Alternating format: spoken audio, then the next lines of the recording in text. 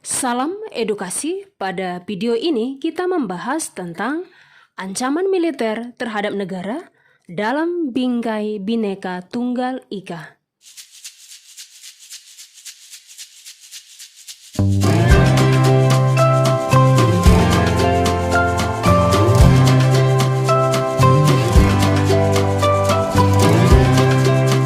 Seperti yang kita ketahui, ancaman berarti setiap usaha dan kegiatan, baik dari dalam negeri maupun luar negeri, yang menggunakan kekuatan bersenjata, terorganisasi, dan dinilai membahayakan kedaulatan suatu negara, keutuhan suatu wilayah negara, dan keselamatan segenap bangsa. Ancaman militer dapat berupa agresi, invasi dari negara lain, pelanggaran wilayah oleh negara lain, spionase, sabotase, aksi teror bersenjata, dan pemberontakan bersenjata. Agresi merupakan tindakan merusak, menyengsarakan, dan membahayakan manusia atau kelompok tertentu. Suatu negara yang melakukan agresi merupakan ancaman kedaulatan negara, keutuhan wilayah, dan keselamatan bagi suatu bangsa. Pada dasarnya, agresi militer dilakukan untuk merebut daerah kedaulatan negara lain, dan biasanya dilakukan dengan melakukan invasi. Invasi berarti bentuk agresi yang berskala paling besar dengan menggunakan kekuatan militer bersenjata yang dikerahkan untuk menyerang dan menduduki wilayah negara lain. Pemberontakan bersenjata merupakan upaya memberontak atau menentang kekuasaan yang sah dengan menggunakan kekuatan bersenjata, seperti yang terjadi di Indonesia pada masa Orde Lama, yakni pemberontakan Partai Komunis Indonesia Madiun, pemberontakan DITII, PRRI, Permesta, APRA, RMS, dan Gerakan 30 September Partai Komunis Indonesia tahun 1965. Pelanggaran wilayah adalah penyalahgunaan atau mengeksploitasi suatu lingkup wilayah di mana suatu negara tidak memiliki hak atau berada di luar garis batas negaranya, sehingga melanggar batas wilayah negara lain. Dengan kata lain, pelanggaran wilayah merupakan tindakan memasuki wilayah negara lain tanpa izin, baik oleh pesawat terbang maupun kapal-kapal perang lainnya. Spionase adalah kegiatan intelijen atau agen-agen rahasia dalam mencari dan mendapatkan rahasia pertahanan negara dari negara lain. Dengan kata lain, spionase adalah tindakan memata-matai kegiatan negara lain yang bersifat rahasia dengan cara sembunyi-sembunyi.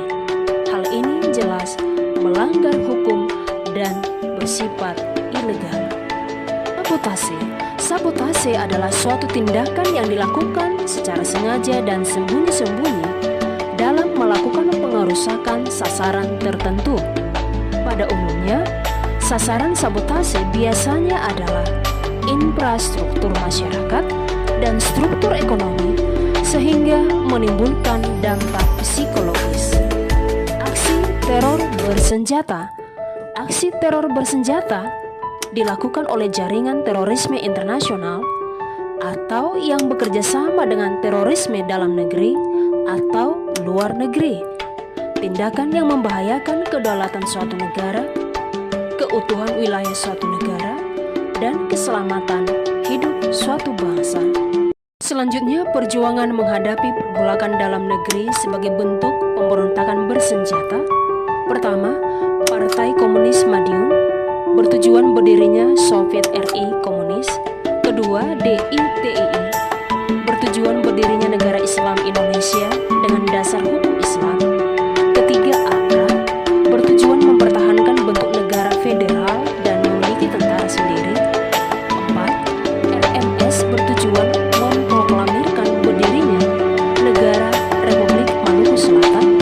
Kelima, PRRI dan Permesta, bertujuan memproklamirkan berdirinya pemerintah revolusioner Republik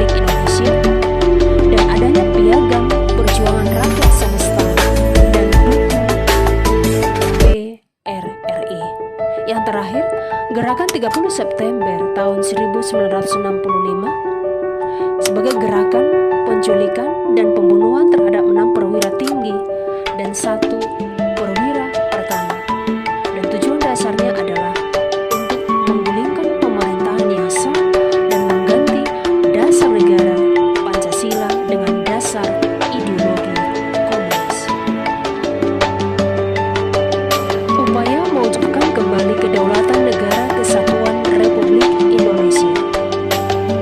Pada peristiwa agresi militer Belanda 19 Desember 1948, pasukan Payung melakukan serangan di semua front Indonesia. Dampak dari peristiwa ini, Presiden Soekarno, Muhammad Hatta, sejumlah menteri, kepala staf Angkatan Udara, Komodor S. Suryadharma ditawan oleh Belanda.